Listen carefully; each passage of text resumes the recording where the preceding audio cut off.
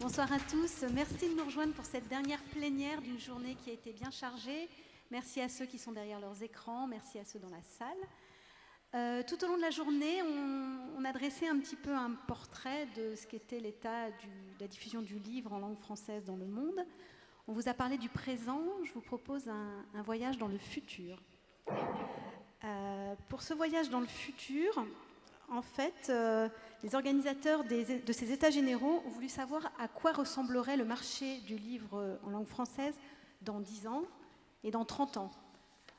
Vous qui travaillez dans le livre, je sais que vous avez une imagination très développée, je sais que des auteurs de science-fiction auraient pu nous aider à nous projeter comme ça dans 10 ou 30 années. Mais Sylvie Marcet et ses équipes ont fait le choix de la science, et d'une science bien particulière qui est la projection économique. C'est une technique qui identifie des leviers de développement qu'on va appeler inducteurs contextuels, je parle sous votre contrôle, et qui vont permettre de proposer plusieurs scénarios possibles pour l'avenir du livre. Je ne vais pas aller beaucoup plus loin dans l'explication, j'ai des experts à mes côtés. Je vais céder la parole au cabinet Bearing Point qui est à côté de moi, qui a fait une ambitieuse étude, vous les avez entendus plusieurs fois dans la journée, sur le livre Aujourd'hui et le livre Demain. Alors, avant de vous céder la parole à tous les deux, je vous propose de vous présenter les gens qui sont parmi nous par écran interposé. Ah, je les vois derrière moi. Bonjour à tous. Nous avons deux membres du conseil scientifique qui ont accompagné la réalisation de ces études, à savoir l'universitaire Françoise Benamou, spécialiste de l'économie du livre et des médias. Bonsoir Françoise Benamou. Nous avons Pierre-Jean Bengozi, qui est directeur de recherche au CNRS et à Polytechnique. Bonsoir à tous et désolé de ne pas être avec vous. Parmi nous aussi, il y a Richard Marcoux, qui dirige l'Observatoire démographique et statistique de l'espace francophone. Bonjour à vous. Et Laetitia Habchi de l'Agence française du développement. Donc, avant de vous donner la parole... Bonjour à tous. Pardon. Avant de vous donner la parole, donc, je cède le micro à Jean-Michel Huette et Olivier Laine. Je sais que vous avez fait 400 pages d'enquête. Vous avez 20 minutes pour nous expliquer un petit peu le futur. Donc ça fait 20 pages par minute. On va essayer d'être efficace. Et j'en profite pour faire une petite correction, puisque ce matin, j'ai fait beaucoup de teasing pour cet événement de ce soir, cette présentation. Et j'aurais dû utiliser le mot français pour teasing.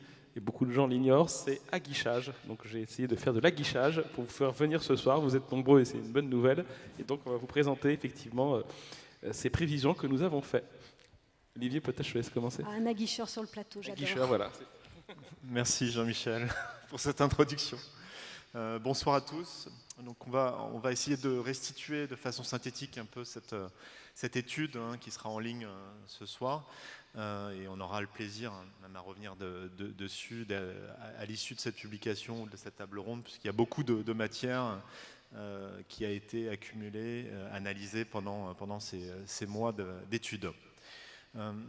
L'étude économique en langue française en 2030 et 2050, elle s'inscrit dans un axe économique numéro 2, projeter les enjeux économiques. Cette étude, elle a deux horizons temporels, 2030 pour accompagner le développement économique et 2050 pour accompagner réflexion sur le plaidoyer en soulignant les enjeux socio-économiques sur le livre. L'analyse, elle a porté sur 35 pays, sur 7 régions, avec une distinction ce qu'on a appelé les marchés structurés et les marchés en cours de structuration. Les marchés structurés, c'est une définition qu'on a tenu à prendre pour définir les marchés où on avait finalement un certain nombre de données chiffrées qui correspondent finalement au périmètre OCDE. Alors peut-être qu'on peut passer au slide suivant, s'il vous plaît.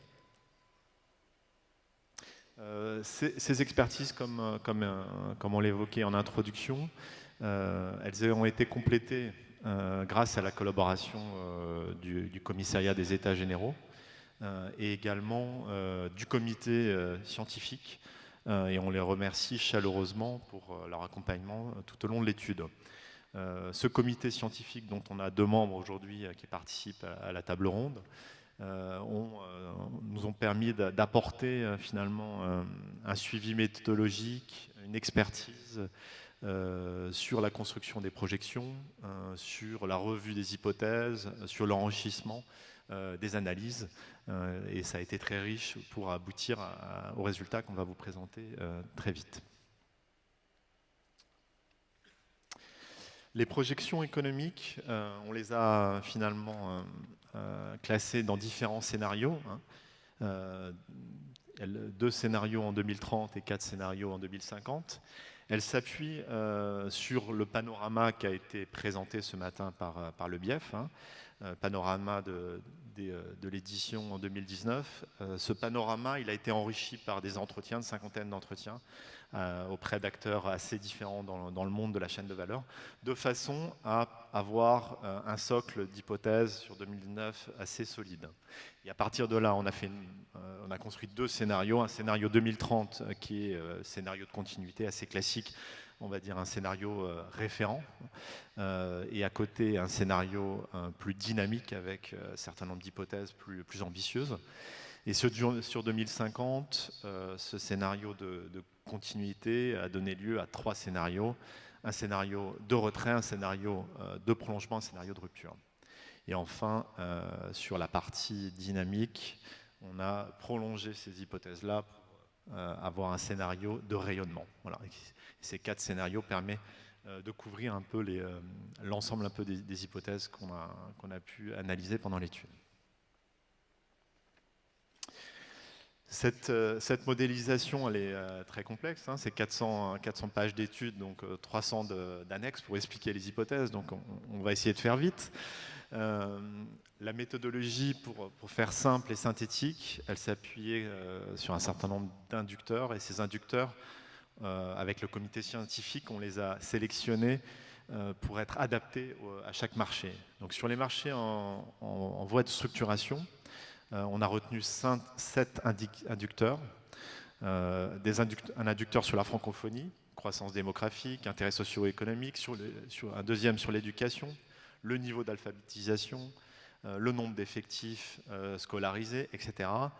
L'économie, évidemment, avec le pouvoir d'achat, on en parlait ce matin par rapport au prix du livre, la consommation, la place de la jeunesse, le positionnement des contenus livres par rapport à d'autres contenus des industries culturelles comme la musique et l'audiovisuel, les politiques publiques du livre, ça a été aussi évoqué ce matin, et on voit l'impact des cadres institutionnels, des événements sur l'évolution aussi du livre dans les différents pays, la culture francophone et évidemment la place du numérique.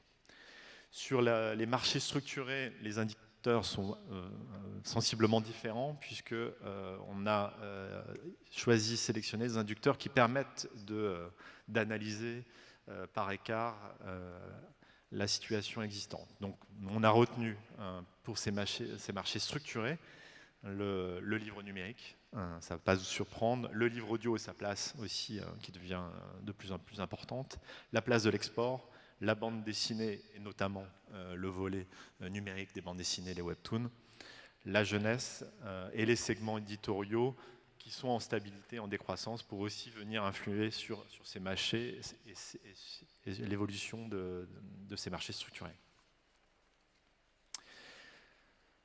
Par rapport à ces scénarios, slide suivant s'il vous plaît, on a évidemment comme point de départ la démographie qui est extrêmement importante. On a donné quelques chiffres ce matin. On est parti de données existantes aussi et de projections de l'ONU, de l'OIF, etc. Pour avoir un panorama aussi de la démographie francophone sur l'ensemble des régions et des pays étudiés. Et on a réalisé des projections de cette démographie qui sont un point de départ évidemment des différents scénarios évoqués et qui influent évidemment de façon plus importante en fonction des zones concernées. Et c'est vrai qu'on parlait ce matin de certains pays d'Afrique qui sont en explosion démographique. Si on prend l'exemple de la RDC, aujourd'hui on a 44 millions de francophones. En 2050, les estimations sont entre 126 et 159 millions de francophones.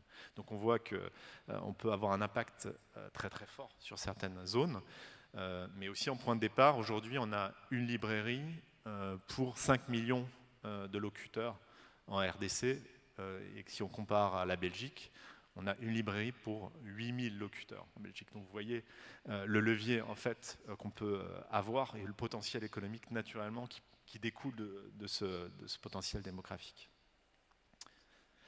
Si on regarde un peu le point de départ de ces scénarios, alors on l'a évoqué ce matin, donc je vais passer très vite, puisque les chiffres ont été évoqués, 85% des revenus de vente de livres sur le marché francophone, sur le marché français.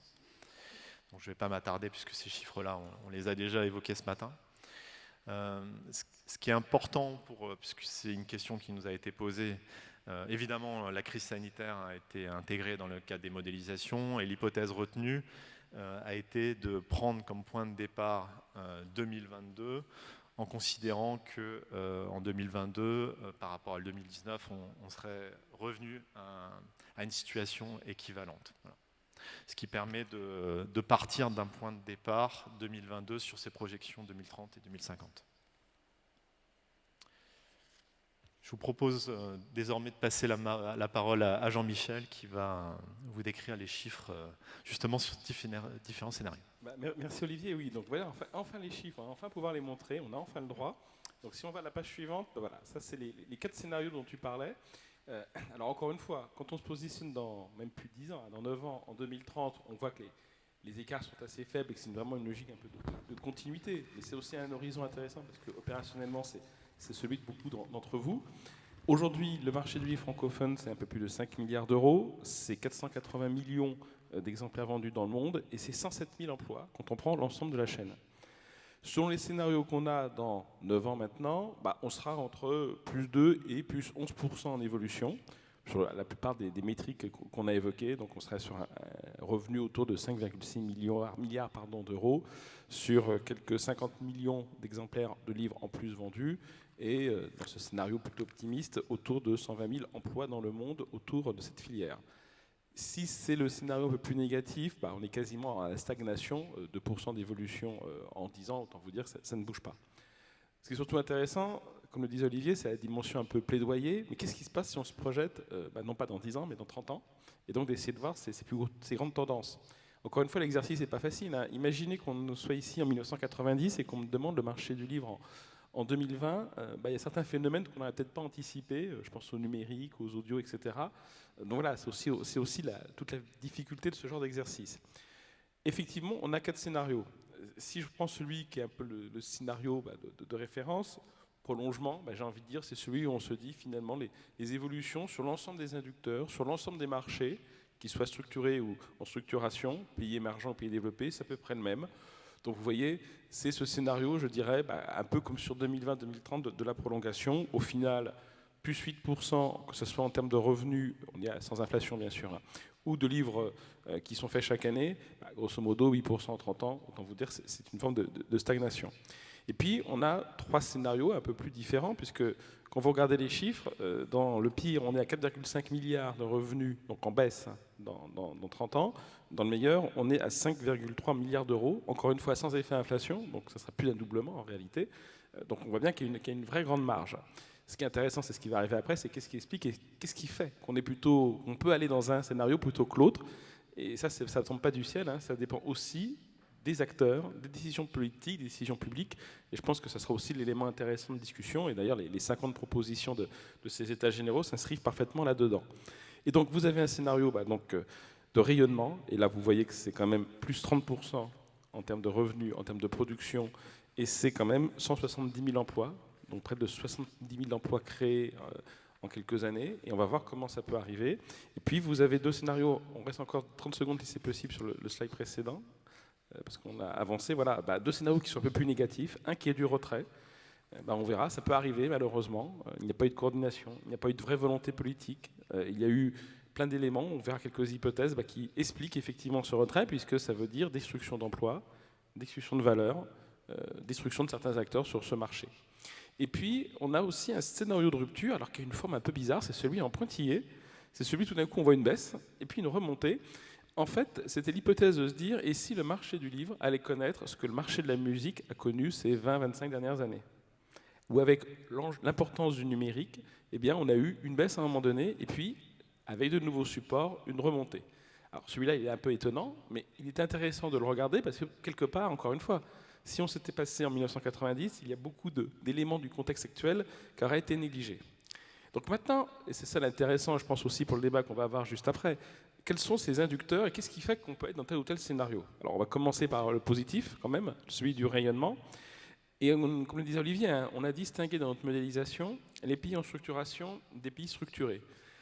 Je ne vais pas être caricatural, mais j'ai presque envie de dire, sur les pays structurés, donc typiquement les pays européens, c'est plus facile. C'est ceux sur les pays en structuration où il peut y avoir la plus grande volatilité. Aujourd'hui, on est en Tunisie, donc rendons quand même hommage au continent. Hein. Aujourd'hui, l'Afrique, le continent africain, les 54 pays, alors nous on a regardé que les pays francophones bien sûr, c'est 2% du marché francophone dans le monde. Dans le scénario rayonnement, ça augmente très significativement, on sera à un taux de croissance de plus de 150% sur ce continent. Seule la zone océan Indien ferait mieux, mais surtout ça passe de 2% à 15% du marché global du livre. Donc on voit que c'est une vraie transformation. Donc c'est pour ça que les inducteurs dans les pays dits structurés, il y en a, mais on voit un effet de volatilité un peu moindre. Par contre, il peut y avoir des grandes inconnues sur cela. C'est notamment le rôle que va jouer le numérique et l'audio dans la diffusion des livres dans les 30 prochaines années.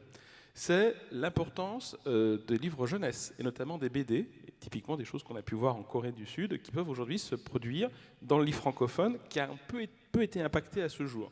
Donc, ça, c'est des exemples d'inducteurs qui peuvent jouer dans les pays structurés. Dans les pays en structuration, et là vous voyez qu'on en a 7, ce sont donc les 7, alors le mot inducteur un peu technique, mais les 5 grands domaines où, selon les politiques publiques, le rôle des acteurs, l'environnement, ça peut avoir des vrais impacts sur le modèle. Olivier l'a dit, l'Afrique notamment, il va y avoir un vrai boom démographique dans plusieurs pays francophones. Le Congo RDC, tu en as parlé, le Niger, où la natalité est encore plus forte. Si on est sur les hypothèses hautes, et il y a quand même des différences, hein, même les études de l'ONU montrent une différence à horizon 30 ans, effectivement, l'impact démographique n'est pas neutre. La question de l'éducation est absolument clé, pour deux raisons. D'une part, parce que le marché de l'éducation au sens large, c'est presque 40% du marché du livre, si on prend le prescrit, le parascolaire et l'universitaire professionnel, donc c'est une part importante de ce marché, il ne faut pas l'oublier, mais surtout l'éducation, c'est les lecteurs de demain. On est en Afrique, hein, sur un continent dont la population va doubler dans les 20 prochaines années. En 2050, 40% de l'humanité sera en Afrique, il ne faut pas l'oublier. Est-ce que ces jeunes vont être formés à lire en français en plus, ça serait bien, même si on a entendu ce matin qu'on pouvait lire aussi du Balzac en arabe, bien entendu, mais le simple fait de savoir lire, c'est un véritable enjeu. Alors, pas que pour notre marché, bien entendu, même pour toute l'économie, toute la société, mais typiquement, ça va être un inducteur absolument clé. La question de l'économie, du pouvoir d'achat, c'est aussi important. On l'a vu ce matin, le marché suisse est égal au marché de la Côte d'Ivoire. Il y a 10 fois plus de locuteurs ivoiriens que suisses en langue française. Oui, mais le prix moyen du livre et puis le pouvoir d'achat de la Suisse n'est pas celui d'un Ivoirien. Je pense que je ne surprendrai personne. Bien entendu, ça va avoir un impact clé. Alors ça, c'est des éléments peut-être sociaux, démographiques, de consommation. Mais ce qui est intéressant, c'est que c'est aussi des décisions politiques, décisions publiques, collectives. La nature de la promotion du livre francophone, et là, on en revient à des discussions de ce matin aussi, que vont faire les pouvoirs publics, quelles vont être les actions, c'est un élément clé. La défense ou non d'une culture francophone, une vraie stratégie autour des industries créatives et culturelles dans les 30 ans qui viennent, ça va avoir un impact direct. Dans ces inducteurs, dans ce scénario-là, on est sur des exemples concrets où on considère que ça va avoir un impact positif. Et puis le numérique va aussi jouer, y compris dans les pays en voie de structuration, parce que ça impacte le coût, ça impacte l'usage, ça impacte le moyen de paiement. Donc vous voyez, l'ensemble de ces inducteurs vont jouer. Vous avez 400 pages à lire, parce que sinon ce serait trop long, mais on détaille à la fois comment ils se construisent. On donne aussi des exemples concrets, c'est pas de la théorie, hein, qui permettent de voir, oui, telle politique dans le passé a eu tel impact. Donc si on continue dans les 10, 20 ans qui viennent, ça risque d'avoir, ou par chance aussi, tel ou tel impact. Et vous voyez les pourcentages en bas, qui sont beaucoup moins forts évidemment dans les autres scénarios, il y a une vraie rupture, mais non pas au sens de surprise, mais au sens de prendre une amplitude qu'on n'avait jamais vue avant. Donc, je ne vais pas passer tous les slides en revue, mais vous avez ensuite les mêmes analyses sur si on prend le slide suivant, sur le scénario du prolongement. Mais là, on voit que finalement, la démographie n'est pas au niveau si élevé. Les politiques d'éducation n'ont peut-être pas été aussi bonnes. Il y a peut-être dans la consommation une plus grande concurrence des écrans ou des autres industries culturelles. On préfère la musique au livre.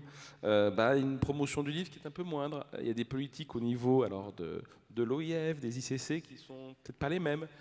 L'impact du numérique est différent. Et on voit que sur ces scénarios, c'est énormément dans les pays en voie de structuration, dont les pays africains, qu'il y a un vrai impact. Et puis dans le scénario du retrait, par définition, chacun des adducteurs a plutôt été très décevant, notamment finalement le pouvoir d'achat que les ménages accordent aux livres, c'est pas forcément celui qu'on attendait. Les classes moyennes, notamment en Afrique ou en Amérique latine, il y a des locuteurs francophones, mettent beaucoup d'argent dans l'éducation, mais est-ce qu'ils vont le mettre dans l'école ou est-ce qu'ils vont le mettre dans les livres? Il y a plein d'arbitrages de ce genre qui vont jouer, et puis effectivement des politiques publiques qui ne sont pas à la hauteur. Et là, au lieu d'avoir plus 100%, on a moins 30%. Donc ça, c'est une vraie difficulté. Peut-être, et j'ai bientôt fini, un petit focus sur le fameux marché en rupture, celui qui a une forme un peu bizarre. Là, on s'est dit, c'est la page suivante, et si on regardait ce qui s'est passé sur le marché de la musique, qui a quand même été pas mal secoué ces 25-30 dernières années, on est passé du vinyle à la cassette, au DVD, et puis plus du support physique, le streaming. Et ce qui est intéressant quand on regarde, cette fois-ci, c'est une sorte de prospective agressive, on regarde en arrière, le marché du disque au niveau mondial, il a cette forme que vous voyez tout à l'heure de courbe, avec une baisse des revenus, donc là on parle en revenus bien entendu, et puis tout d'un coup une remontée depuis quelques années, parce que finalement les gens de nouveau acceptent de payer pour la musique, notamment via le streaming. Mais c'est quand même intéressant, c'est qu'on pouvait se dire, finalement le marché de la musique va s'effondrer jusqu'à disparition, ce n'est pas le cas. Il y a un formidable rebond. C'est peut-être le scénario pour ce marché du livre. Alors, ce n'est pas forcément le scénario que préfèrent peut-être les gens qui sont dans la salle ou derrière leur écran. Parce que derrière ce scénario, c'est le poids du numérique et de l'audio qui l'emporte sur le papier. Dans nos autres scénarios, donc pas sur rupture, mais que ce soit le scénario de rayonnement, de retrait ou celui de continuité, grosso modo, dans 30 ans, on a encore les 2/3 de la production de livres qui sont sur papier. 20% en numérique et le 13-15% en audio. Donc, dans ces 3 scénarios présentés, le poids du papier reste important. Dans celui de rupture, et c'est aussi pour ça qu'il est en rupture, on se dit, si ça suit la voie qu'a connue la musique, comme le poids du vinyle et de la cassette a un peu baissé, et du DVD, même scénario ici, le poids du papier s'effondre, au bénéfice et du numérique et de l'audio, alors avec pareil des différences selon les pays, et là vous avez, peut-être on peut revenir sur le sac que vous avez déjà vu, ah non, on va encore aller au suivant. Non, on va aller au dernier. Voilà. Et on retrouve ce phénomène que je présentais tout à l'heure, qui est bien évidemment, je pense, ce scénario qui n'aura pas le plus de faveur ici, même s'il peut avoir des avantages, parce qu'il peut permettre un accès à du contenu, notamment dans les pays en structuration plus important. Donc là, je reviens à la question de l'éducation. Mais c'est vrai que c'est typiquement le scénario qui peut être un peu stressant. Mais on a, et merci aussi au comité scientifique parce qu'ils nous ont challengé sur cette question-là, on pouvait le présenter en disant c'est aussi un scénario qui peut arriver, qui n'est pas forcément, encore une fois, celui le plus voulu par tout le monde. Mais si on était il y a 30 ans et qu'on avait présenté ça aux états généraux de la musique francophone, bon, peut-être qu'on s'en aurait reçu quelques tomates, malheureusement c'est ce qui s'est produit.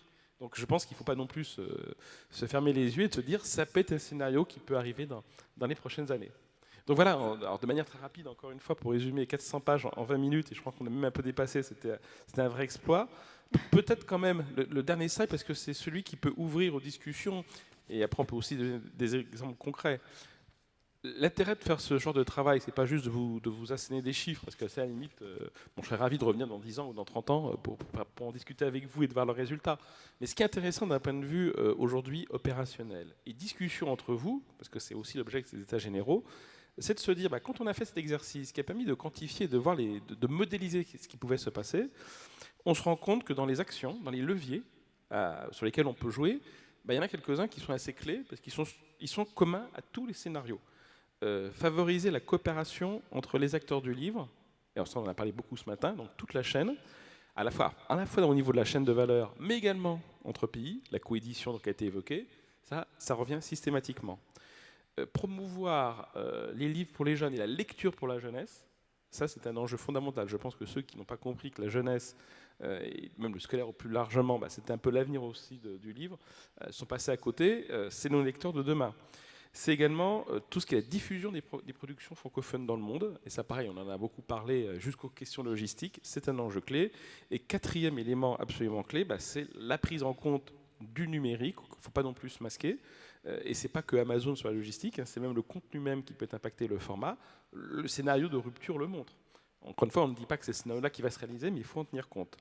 Après, on se rend compte que sur les marchés structurés, il y a quelques axes qui sont clés et qui sont assez. Donc ça, c'est que les 4 premiers étaient vraiment génériques dans le monde entier.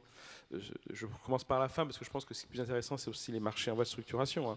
Grosso modo, on voit qu'il y a un véritable enjeu à développer les opportunités du marché français pour tous les acteurs francophones. Donc c'est tout le marché à l'export qu'il faut intégrer. Et ça, on n'est pas forcément toujours très bon dans la zone francophone, surtout qu'on compare par exemple à ce qui se passe en zone hispanophone. Et puis, tous les flux de transport de livres, je pense qu'on en a beaucoup abordé dans la dernière table ronde de ce matin. Le transport, les flux logistiques, les douanes, c'est aussi un enjeu clé. Et puis, sur les pays, je terminerai par là, en voie de structuration, c'est là où il y a le plus d'inducteurs, puisqu'encore une fois, c'est là où il y a la plus grande volatilité. C'est la structuration de ces filières. Et hélas, on voit qu'il y a encore beaucoup de choses à faire. Je pense aux exemples donnés par Olivier, que vous avez pour 5 millions d'habitants une librairie, ou 8 millions même, pardon. C'est un vrai souci, un vrai problème. Le monde du cinéma en Afrique connaît la même problématique. On est d'ailleurs sur des chiffres pas si éloignés en termes de rapport. C'est tout ce qui est la professionnalisation des acteurs du livre, mais c'est à la fois dans les méthodes de travail, mais également dans la méthode pour les protéger. Je pense aux aspects de droit d'auteur, par exemple, qui sont parfois, dans certains pays, un peu compliqués. Au-delà de ça, c'est soutenir aussi, bien sûr, les auteurs, parce que certains étaient très modestes dans leur intervention, mais s'il n'y a pas d'auteur, à un moment donné, je pense qu'on peut tous fermer boutique, ça ne faut pas l'oublier. Donc, comment les soutenir, les encourager, et aussi qu'ils soient bien rémunérés. C'est tout l'enjeu autour de l'éducation. C'est vrai dans les pays structurés, mais en structuration, c'est un défi absolument majeur. Et là, tant mieux. Mais en tout cas, il n'est pas gagné, en tout cas. Et puis, il y a quand même la question du piratage pour les livres, plus fort encore dans les pays en structuration que dans les pays développés.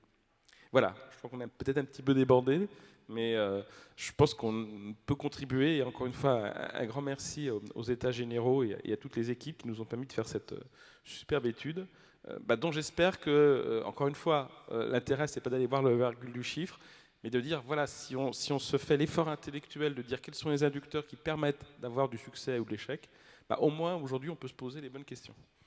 Merci à vous. C'est assez rassurant en fait de vous écouter car les recommandations que vous faites, c'est un petit peu la raison pour laquelle on est tous réunis aujourd'hui. On est tous assez d'accord sur ces leviers et c'est rassurant de voir dans des scénarios à quoi ça peut aboutir. Je vais me tourner vers les gens qui sont derrière leurs écrans, nos intervenants. D'abord, Françoise Benamou, vous qui êtes universitaire et économiste spécialiste du livre et des médias, qu'est-ce que vous faites dans ce comité scientifique? Quel est le lien entre économie et francophonie?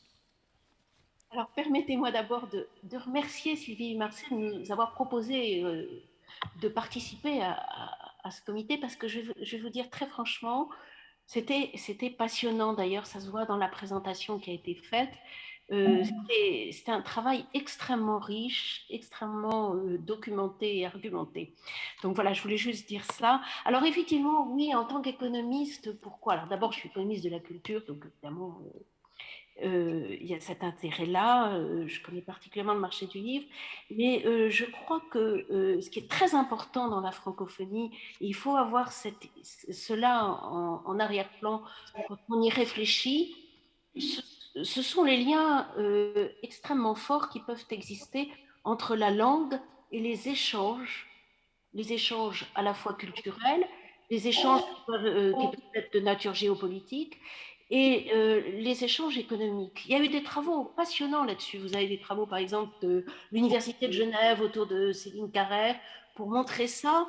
Vous avez un rapport de l'OIF qui montre qu'en moyenne, le partage d'une langue commune permet d'augmenter les échanges d'à peu près 30%, et je pourrais aligner beaucoup de chiffres et d'exemples. Donc, je crois que ça, c'est très important, c'est-à-dire c'est une des manières d'attraper le lien, en quelque sorte, entre la culture et l'économie. On l'a vu là dans cette étude, la question du numérique est centrale en fait dans les divers scénarios de développement. Mais de quel numérique on parle exactement? Oui, c'est une bonne question parce qu'effectivement, le numérique, c'est pluriel et on a souvent le réflexe de dire c'est le livre numérique. Bien sûr, c'est le livre numérique, mais c'est aussi beaucoup d'autres choses. C'est le livre numérique, c'est aussi, alors ça n'est pas le livre numérique, mais l'e-commerce relève de la sphère numérique d'une certaine manière, c'est-à-dire on échange des biens physiques, mais à travers un commerce qui, lui, passe par des moyens qui sont pour partie dématérialisés. Je commande mon livre via Internet, etc. Donc l'e-commerce a quelque chose à voir avec cela et c'est très important parce qu'il faut comprendre que la librairie de demain, si je me projette dans un scénario qui n'a pas de rupture, hein, qui est évident, une librairie de demain, elle fera du commerce physique et du e-commerce. Sinon, elle n'existera pas. Donc, c'est ça aussi le numérique. Le numérique, c'est aussi la possibilité de la recommandation via le numérique. Et ça, c'est tout un champ qui s'est incroyablement développé. Je pense aux influenceurs, mais tout simplement aussi à tout le travail qui est fait par les éditeurs, par les libraires, etc., pour atteindre son public et élargir son public via le numérique. Et enfin, je dirais qu'il y a une quatrième dimension. Dans le fond, le numérique a permis, dans le monde physique, de faire de l'impression à la demande. C'est-à-dire qu'on ne pense plus le marché, on n'attrape plus le marché sans penser qu'on peut aussi imprimer des petites quantités de livres et peut-être imprimer surtout sur place. Et ça change complètement la chaîne de valeur. Parmi les divers scénarios, on va du scénario un peu catastrophe au rayonnement joyeux. À votre avis, ce dynamisme et ce rayonnement doit passer par quel élément et pour quelles raisons? Dans le travail qui a été fait, c'est absolument passionnant, les inducteurs qui ont été intégrés pour essayer de modéliser, sachant que 2050, c'est quand même très loin. Hein. Et donc, ça nous permet, je pense que cette modélisation, elle permet de réfléchir au présent, c'est-à-dire de dire qu'est-ce qu'il faut faire aujourd'hui.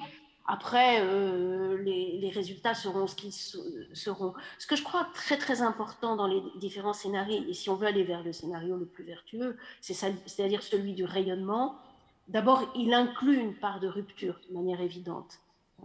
Et sur certains segments, par exemple, moi, je suis persuadée que le livre scolaire sera pratiquement entièrement numérique. Il y aura aussi du papier pour apprendre, pour rappeler le goût du papier, mais il est évident que les enrichissements permis par le numérique et la baisse des coûts feront que le livre scolaire sera pour large partie numérique. Dans des pays aussi jeunes, je pense que le numérique aura une place absolument fondamentale, mais il dépendra aussi d'inducteurs qui sont complètement externes au marché du livre. Hein. Par exemple, quelle qualité de connexion, quel développement des télécoms dans l'Afrique de demain. Donc il y a des questions comme cela qui se posent, mais moi je crois beaucoup au scénario du rayonnement, dans lequel on mettrait, comme je vous ai dit, un petit peu plus en quelque sorte de ce qui est développé dans le scénario de rupture, sachant, je crois que Pierre-Jean va développer cela, donc je ne vais pas m'y arrêter trop, sachant que les différences entre le livre et la musique sont considérables. C'est-à-dire qu'on apprend beaucoup de ce qui s'est passé dans la musique, mais en même temps, il faut bien savoir que le livre, ça n'est pas la musique, on est dans des logiques différentes, dans des temporalités différentes, etc. Et tout ça est absolument important pour essayer d'avoir un peu de recul sur les 5 scénarios qui sont proposés. Merci beaucoup, Françoise. Merci à vous. Du coup, Pierre-Jean Bengozi, je me tourne vers vous. Vous aussi, vous êtes membre de ce conseil scientifique. Vous êtes directeur de recherche au CNRS et à Polytechnique. Je vous pose aussi la question du numérique, parce que vous aussi, vous mettez en garde contre le fait de réduire le numérique à l'e-book, dématérialisation et commercialisation e-commerce. Quelle réalité le numérique recouvre-t-il, selon vous? Jusqu'où va-t-on? Oui, merci, bonjour à tous. Et je ne vais pas refaire les remerciements qu'a déjà mentionné Françoise, et je souscris à la fois aux remerciements au travail très intéressant et très important engagé par l'Institut français d'une part, et la qualité de l'étude et de la modélisation proposée par Beren Point dans sa synthèse d'autre part, dont on a eu tout à l'heure le témoignage. Alors effectivement, je trouve l'intéressant, c'est de mettre en tension ces deux scénarios, à la fois de continuer d'une certaine façon une rupture, avec des points qu'a déjà mentionné Françoise Benamou, c'est-à-dire que notamment par rapport à la musique et au cinéma, on a d'une certaine manière quelque chose qui est assez proche. C'est-à-dire qu'on a un peu un mur de transformation qui est un peu devant nous et dont on sent bien que l'ensemble des acteurs du secteur ont beaucoup de réticence à l'envisager, à l'anticiper, mais de la même façon que ceux de l'audiovisuel et de la musique n'ont pas fait. Et en même temps, on a des éléments de transformation qui sont lourds et qui sont importants. Françoise a évoqué la question des modes de recommandation, les nouvelles pratiques de consommation, qui sont aussi des nouvelles pratiques de lecture. D'une certaine manière, on n'a jamais autant lu que maintenant, sauf qu'on lit parfois des mots de quelques dizaines ou centaines de caractères ou de l'information, etc. Mais la pratique de la lecture, finalement, a été d'une certaine manière intensifiée. L'édition est plus facile aujourd'hui, on n'a pas les mêmes barrières à l'entrée, à la fois de sélection par des comités littéraires ou par des éditeurs qui ne peuvent pas tout éditer, donc ils vont faire une sélectivité. Or qu'aujourd'hui, on peut, au-delà même de l'impression à la demande, déjà composer, fabriquer quasiment soi-même un livre complet. On a beaucoup d'éditeurs, y compris d'ailleurs qui se développent en Afrique, qui s'appuient sur ce travail-là, qui est finalement sous-traité d'une certaine manière aux auteurs. Le rôle des réseaux sociaux, le fait que, mais ça a été évoqué dans les éléments de rupture, les inducteurs, et par Françoise également, la pratique de la lecture de main avec la place des bibliothèques, la nouvelle place des bibliothèques, et finalement une situation où on parle plus simplement, la fracture numérique qui pouvait exister entre les pays connectés, les pays non connectés, les gens qui ont des moyens, les gens qui n'ont pas de moyens, est en train de bousculer aussi la fracture, pas littéraire, mais la fracture du livre qui pouvait exister, puisque avec le développement extrêmement important du numérique en Afrique, dans tous les pays notamment, regardons ce qui se passe autour des mobiles, autour des paiements mobiles, etc., toutes les grandes innovations ont été faites en Afrique, c'est aussi des transformations qui vont affecter très très profondément potentiellement le secteur du livre, en rendant accessible et en court-circuitant des circuits de distribution, de diffusion, d'accès qui n'étaient pas forcément faciles à assurer aujourd'hui. Et surtout qu'il n'y a pas une homogénéité du livre qui circule. Est-ce qu'on parle d'une économie du livre, des livres ? Alors, on a mentionné le scolaire dans les présentations tout à l'heure, mais c'est vrai que l'économie du livre scolaire, ce n'est pas du tout la même que l'économie du livre de fiction. L'économie du livre scolaire, c'est un livre où finalement, ce ne sont pas les élèves ou les étudiants qui achètent les livres, c'est les enseignants qui recommandent des livres. Donc, il y a déjà un premier point, et les éditeurs de livres scolaires n'impriment quasiment que quand ils sont sûrs de vendre. En tout cas quand leur livre a été les ouvrages pratiques, par exemple, les ouvrages de cuisine, les ouvrages de bricolage, les ouvrages d'enseignement ont aussi beaucoup bougé, se sont beaucoup transformés. Les livres de cuisine aujourd'hui, c'est plus des livres de recettes. Les recettes, on les trouve sur Internet. Mais par contre, les livres de cuisine deviennent des beaux livres avec où la part des images et des photographies devient important, et donc une structure de coût importante. Donc, on a effectivement, dans chacun de ces livres, des transformations, et sur la partie livre scientifique, par exemple, qu'on connaît bien comme académique, on voit bien déjà que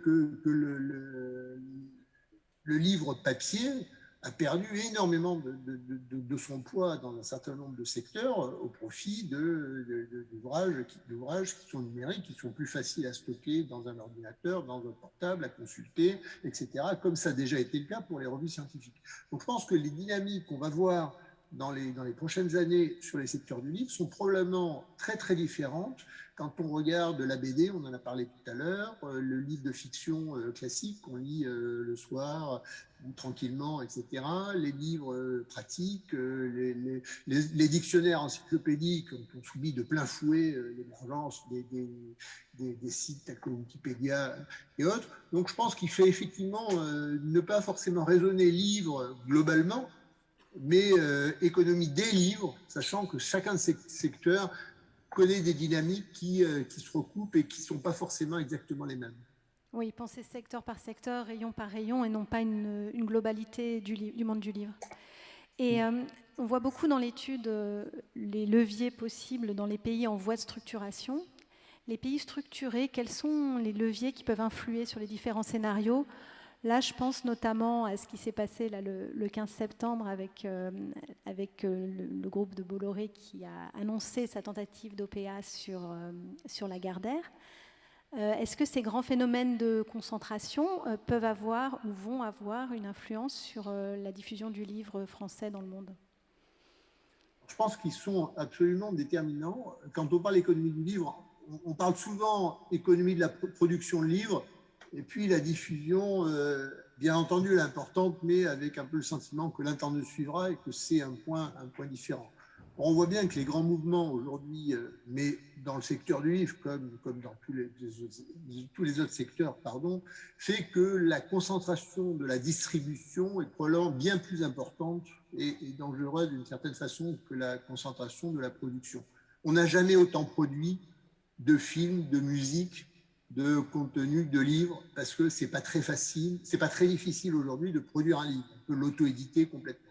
Par contre, faire que ce livre soit accessible dans les bacs des libraires ou sur les plateformes et soit lu et identifié comme existant par les consommateurs, là, c'est une toute autre paire de manches. Et la concentration de la distribution, elle pèse justement sur cette accessibilité ou pas de certains titres jusqu'au consommateur final. Et c'est une question qui n'est pas simplement dans les pays structurés ou marchés structurés, mais également dans les pays en voie de structuration. Et j'allais dire presque encore plus. Le poids risque d'être encore plus grand. Et parce que l'accès aux distributeurs locaux, etc., fait qu'on a des formes d'économie d'échelle avec une économie de plateforme où finalement plus on est gros, plus ça va être facile de diffuser. Et c'est ce que nous a démontré Amazon ces dernières années pour ce qui est du commerce en ligne. Et donc je pense qu'il y a un vrai enjeu de penser correctement cette articulation entre la distribution d'un côté et l'économie de la distribution et l'économie de la diffusion, avec une difficulté qu'on a bien vue dans le cinéma, par exemple, c'est que les enjeux entre les deux sont contradictoires.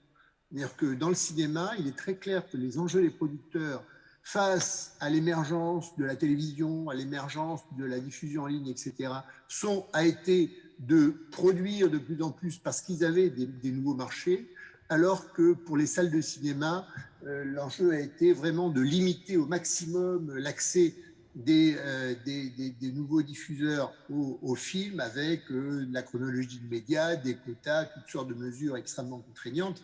Et je crains qu'on ait dans le secteur du livre des formes de conflits internes à la profession parce que les enjeux des distributeurs ne sont pas forcément les mêmes enjeux que ceux des éditeurs. Et la question, c'est que si on est dans des formes de concentration où finalement c'est le même acteur qui possède toute la chaîne de valeur et qui est extrêmement intégré, est-ce que c'est les enjeux de la distribution, est-ce que c'est les enjeux de la production qui vont être le mieux défendus? Voilà, ça fait partie, je pense, en tout cas, des tensions et des points de vigilance à avoir au niveau des acteurs publics. Merci beaucoup, merci. Je me tourne maintenant vers deux acteurs qui ont le pouvoir de jouer sur ce que l'étude appelle les inducteurs contextuels dans les pays en voie de structuration. Donc peut-être qu'on va remettre la slide des inducteurs contextuels. Je vous les rappelle, c'est la francophonie, l'éducation, l'économie, la consommation, les politiques publiques du livre, la culture francophone et le numérique. Alors Richard Marcoux, vous qui êtes professeur de sociologie à l'Université Laval au Québec, vous dirigez l'Observatoire démographique et statistique de l'espace et par ailleurs, vous êtes coordinateur du groupe interuniversitaire d'études et de recherche des sociétés africaines, le GIRSA. Donc je voulais vous demander un petit peu de nous parler d'un des leviers, la francophonie, à travers son évolution démographique sur la planète, et puis peut-être de nous parler plus précisément du continent africain que vous étudiez. Merci beaucoup, Madame Walter. Vous m'entendez bien, oui? Très bien. Très bien. Bon, regardez, d'abord, merci de l'invitation. Je ne fais pas partie du comité scientifique, mais j'ai lu avec grand intérêt l'excellente étude de Bering Point. Je voulais d'ailleurs féliciter l'équipe au complet. On a eu quelques échanges parce que nos travaux à l'Observatoire sont largement utilisés dans le cadre de cette étude-là. C'est un peu la base, la démographie. Et je suis particulièrement impressionné par la qualité du travail qui a été fait. Je reviendrai peut-être rapidement sur deux éléments, deux dimensions importantes, et je vais revenir par la suite sur chacun de ces points-là. Bon, on le sait, la démographie, on en a parlé amplement. Il y a un contexte un peu particulier. On le voit bien, croissance au sud, c'est-à-dire en Afrique notamment, et un vieillissement de la population au nord. Ce sont des éléments qu'on connaît depuis une trentaine, une quarantaine d'années et qui se sont accentués à travers le temps. Et évidemment, ça joue en faveur, entre guillemets, d'une croissance démographique des francophones à travers la planète, notamment cette croissance au sud.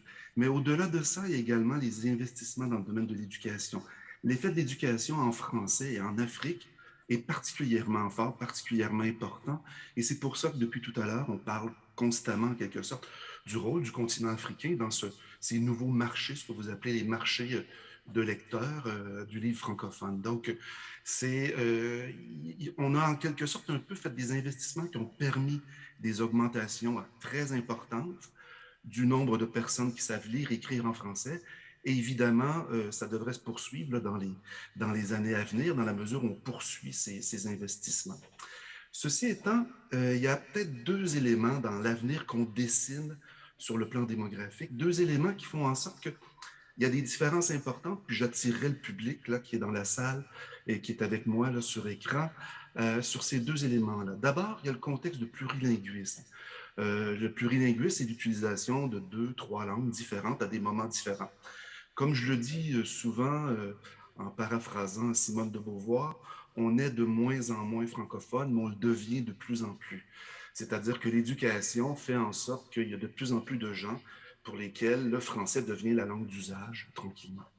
Il y a aussi des contextes très différents. Quand on parle de l'Afrique, l'Afrique est plurielle, l'Afrique est variée, et la place du français dans différents espaces doit aussi être prise en considération, justement pour examiner, étudier les lecteurs potentiels du français.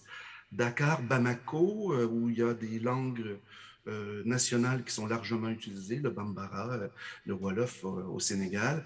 C'est différent d'Abidjan, Yaoundé, où le français est largement plus utilisé. C'est encore différent de Kigali, Casablanca, voire même Tunis, où, dans le cas des deux dernières villes, l'arabe, qui est une langue internationale importante, est aussi importante dans le quotidien des gens. Donc, cette dimension-là du plurilinguisme me semble être assez importante à intégrer, en quelque sorte, dans les études à venir. Deuxième élément, c'est l'école. L'école, vous avez vu tout à l'heure, j'ai insisté beaucoup sur cet élément-là. L'école, c'est un levier particulièrement important sur la croissance démographique des francophones, mais c'est aussi une institution qui est extrêmement fragile. On l'a vu avec la COVID. La COVID-19, la pandémie nous a montré en quelque sorte dans nos travaux, parce qu'évidemment, on a été nous aussi un peu alertés par rapport aux effets que ça pouvait avoir. En fait, ce n'est pas tant la mortalité qui a joué au niveau des effets de la pandémie, je parle strictement sur le plan démographique, mais c'est plutôt pour les pays du Nord, le ralentissement démographique des pays d'immigration. Donc, on a fermé les frontières, on a en quelque sorte un peu empêché des gens de pouvoir se déplacer, mais aussi, autre effet collatéral, dans des pays pour lesquels le passage de l'enseignement en classe vers l'enseignement à distance a été beaucoup plus difficile. On parle par exemple au Burkina Faso, il y a 4,7 millions d'élèves qui n'ont pas pu aller à l'école pendant 4 mois au début de l'année 2020. Donc, c'est extrêmement important et en fait, ça révèle tout simplement les problèmes de cette institution-là. Et je fais un peu un plaidoyer chaque fois que j'en ai l'occasion, un plaidoyer qu'il faut vraiment investir dans le domaine de l'éducation en Afrique. Les équipements sont souvent désuets, le matériel pédagogique est insuffisant. Il y a une déscolarisation Le Mali, que je connais davantage pour y avoir vécu quelques années, le Mali a connu dans les années 80-90 un processus de déscolarisation. Avec l'insécurité que ce pays connaît, l'instabilité politique, on peut s'attendre en quelque sorte à ce que ce phénomène de déscolarisation-là soit encore présent. Mais pas juste au Mali, c'est à peu près tout le Sahel. Donc, je terminerai là-dessus. En fait, l'école, c'est une institution importante, mais qui est fragile. Et du coup, la francophonie est fragile à cause de cette institution-là, qui est fragile également. Merci. De votre point de vue, de votre point de regard avec l'école et la francophonie, quel scénario vous voyez se profiler du coup? En fait, moi, je crois qu'il faut, comme je l'ai dit, si les États, si la francophonie peut encore jouer un rôle assez important pour appuyer le développement des infrastructures scolaires, je serais plutôt assez optimiste. Je suis aussi assez... J'ai beaucoup aimé le scénario de rupture qui a été présenté par les collègues de Bering Point. Je trouve ça assez intéressant, en fait, le parallèle qui est fait avec le marché de la musique. En même temps, puis peut-être que je poserai la question et peut-être qu'ils auront l'occasion d'y répondre tout à l'heure. Puis comme Mme Benamou l'a aussi précisé, le marché de la musique, c'est peut-être un marché un peu différent. Les études qui sont faites au Québec montrent bien, en quelque sorte, que les francophones au Québec, au Canada, consomment beaucoup de musique en anglais. Mais à partir du moment où il y a un rapport au message, on voit que la pratique de consommation, la consommation culturelle, que ce soit dans le secteur du roman, des magazines, et ainsi de suite, on voit que les francophones vont consommer à 90-95% en français. Donc, j'ai l'impression qu'on a peut-être dans le milieu de la production du livre, des écrits en français de façon générale, on a peut-être une clientèle captive plus importante qu'on le pense, alors que dans le marché du livre, dans le marché du disque plutôt, comme je le dis souvent, All You Need Is Love, les gens écoutent ça, mais ne savent pas trop quel est le message derrière ça. Ils se font bercer par la musique plus que par les mots. Donc voilà, c'est pour ça que je trouve que ce scénario-là est assez intéressant, puis peut-être pas si pessimiste que ça. Et puis l'avantage d'être assez rassurant, c'est qu'après la descente, on remonte. Et ça, c'est sûr que c'est séduisant. Exactement comme vous le dites, Mme Walter, oui, tout à fait. Juste peut-être en précision, dans ce scénario, ce n'était pas un jeu sur francophonie versus les autres langues. Bien sûr. C'est vraiment un usage différent du bien culturel, musique d'un côté, livre de l'autre. On est bien d'accord que ce ne sont pas les mêmes choses. On est bien d'accord, mais après tout, on a constaté ce phénomène pendant 30 ans sur le marché de la musique, donc c'était intéressant au moins de se dire, et si ça se reproduisait sur le marché du livre. Même si je pense que certains vont rebondir là-dessus, le support disque a tellement changé, le support de la musique par rapport au support des mots, peut-être que le pont se fait moins vite ou se fera pas. Et peut-être en complément sur le marché de la musique, déjà ce marché n'a pas finalisé sa transformation numérique. Et le modèle économique qui est associé notamment au mode de consommation streaming n'est pas finalisé. Il y a beaucoup de débats actuellement sur la répartition de la valeur et finalement la rémunération des artistes de façon équitable par rapport à un abonnement numérique de musique. Donc on voit qu'on n'a pas encore été au bout de la réflexion et comment on peut s'assurer aussi dans un modèle nouveau sur la musique de streaming qu'on arrive à mettre en avant la pluralité, la diversité des genres musicaux et la rémunération qui est appropriée aux artistes. D'accord. Laetitia Apchi, vous êtes responsable de la division Lien social au sein de l'Agence française de développement. L'AFD, c'est le bras droit du gouvernement français pour la mise en place des actions d'aide publique au développement et vous travaillez aux côtés, en partenariat avec l'Institut français, pour accompagner les industries culturelles. Sur quel inducteur contextuel votre action peut-elle jouer ?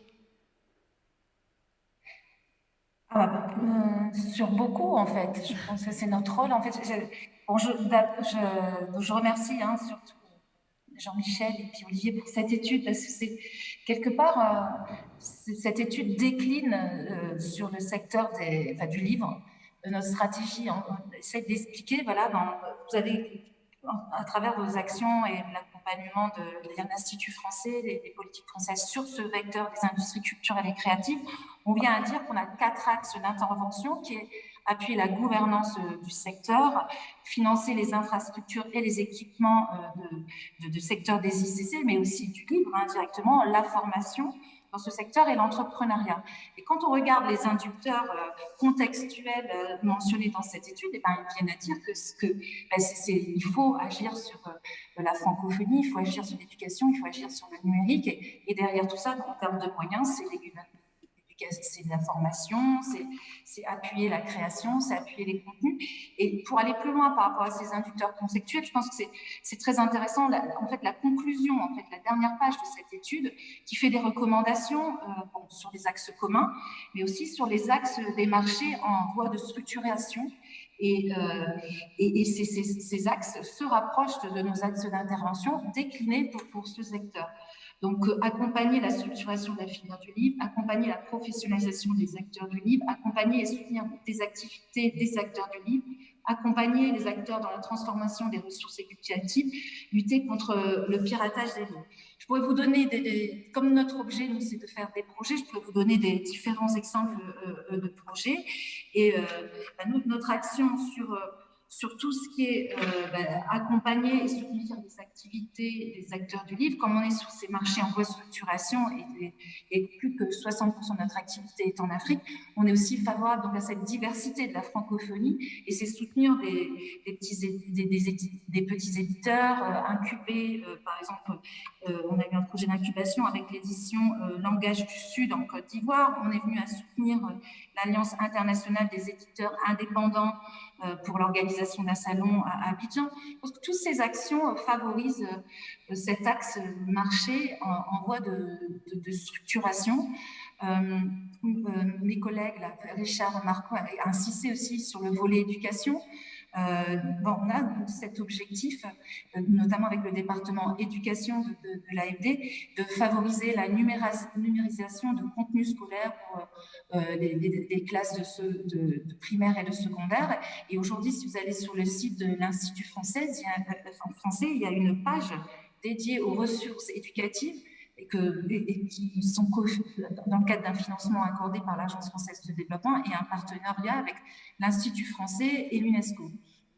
Donc, un ensemble d'actions qui sont là pour favoriser ces inducteurs contextuels et puis, on l'espère, aller vers le scénario le plus favorable.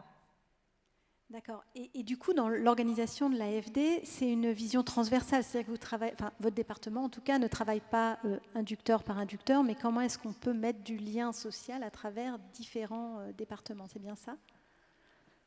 Alors, l'AFD, on a cette stratégie globale d'intervention avec deux grands engagements, qui est l'engagement 100% en lien social et l'engagement 100% climat. Parce que l'un ne va pas sans l'autre. Et derrière cet engagement 100% en lien social, qui est de créer des liens sociétaux à travers tous nos projets, on a forcément des vecteurs forts, des secteurs forts d'intervention et qui sont notamment les industries culturelles et créatives d'une part, et puis de manière transversale, on intervient au niveau du secteur de l'éducation, et là, dans l'éducation, je l'ai cité, il y a ce rôle de la francophonie en Afrique, et puis et donner toute l'importance de cette francophonie à travers le livre, parce qu'il est créateur de liens au sein de la francophonie et entre la France et l'Afrique. Donc oui, la stratégie 100% lien social, où se trouve la thématique industrie culturelle et créative, a cette volonté d'avoir des actions spécifiques, mais aussi à travers l'ensemble de la stratégie AFD. Et par exemple, dans les programmes de développement urbain, quand on discute avec une municipalité, on regarde l'importance des équipements physiques pour tout ce qui est réseau d'eau et autres, mais on va aussi avoir maintenant un vecteur fort qui est regarder des équipements culturels. Et par exemple, à Ouagadougou, quand on discute avec la municipalité de Ouagadougou pour des équipements et des infrastructures, à cette occasion-là, on a aussi décidé avec la municipalité de réhabiliter une médiathèque. Voilà, donc, il y a des actions ponctuelles, mais aussi à travers l'ensemble de nos activités, on fait attention à ce vecteur lien social à travers la culture. Très bien. Et pour vous prêter à l'exercice un petit peu comme tout le monde, quel est votre scénario? La rupture, vous aussi, ou un autre? Alors, ça dépendra des recommandations et de comment on arrive à mettre tous ces axes en place pour favoriser le scénario de rayonnement, même si, quelque part, je pense que la rupture aura lieu, on le voit, les changements existent. Je dirais que oui, rupture, mais sans doute avec un redémarrage plus important que c'est indiqué. Je suis quand même assez étonnée que dans les scénarios plus favorables, on tourne toujours autour de 5 milliards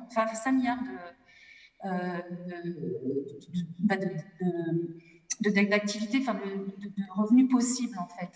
Et vu la démographie, vu les enjeux autour de la francophonie, après cette rupture, y aurait-il pas un démarrage plus fort autour de 2050?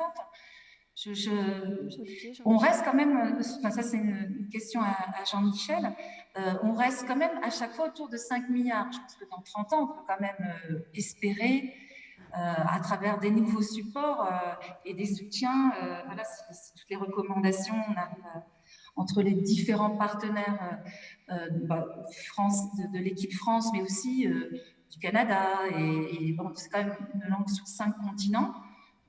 300 millions de francophones dans le monde aujourd'hui, sans doute plus demain.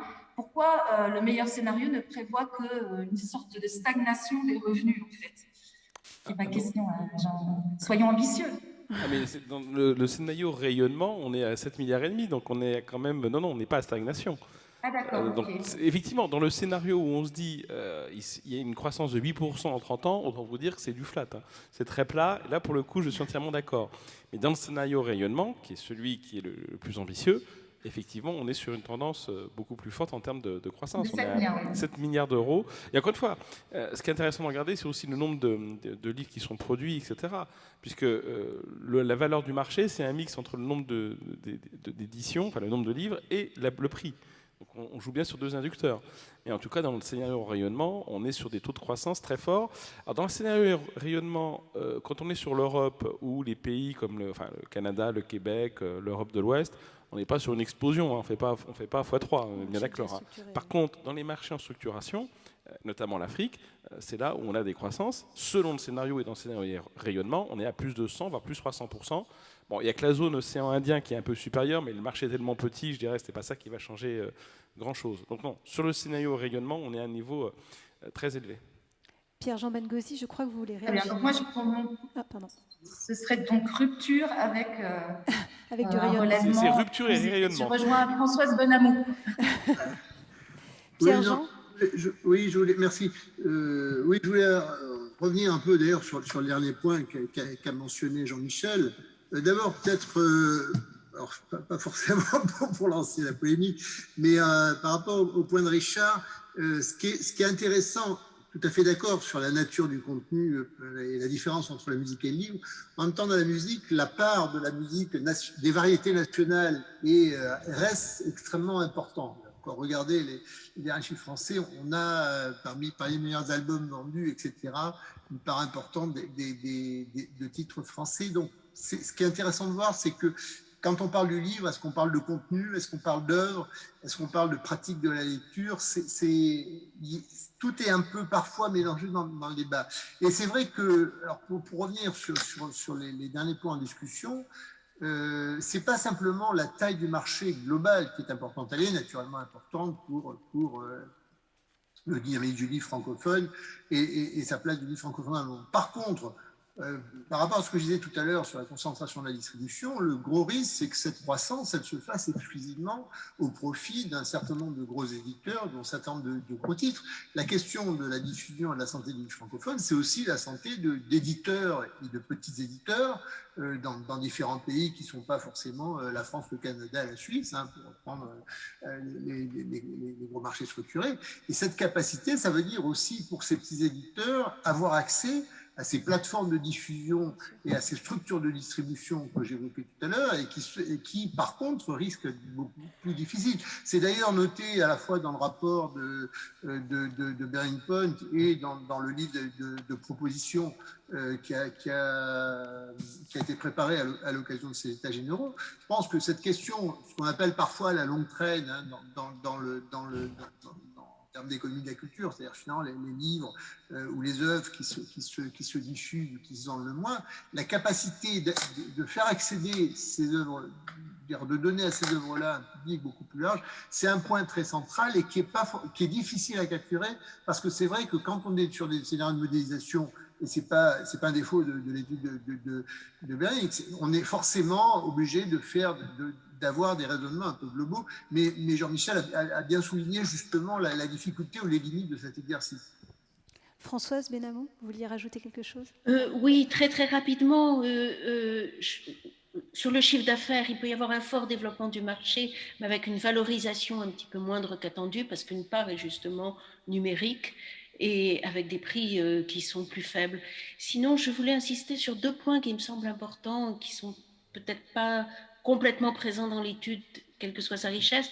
Le premier, je pense qu'un des enjeux de développement des marchés, ça va être aussi des partenariats, des coopérations qui ne sont pas simplement nord-sud, mais qui sont aussi sud-sud, c'est-à-dire de pays à pays. Ça, je crois qu'il y a quelque chose qui va se passer, qu'on a très mal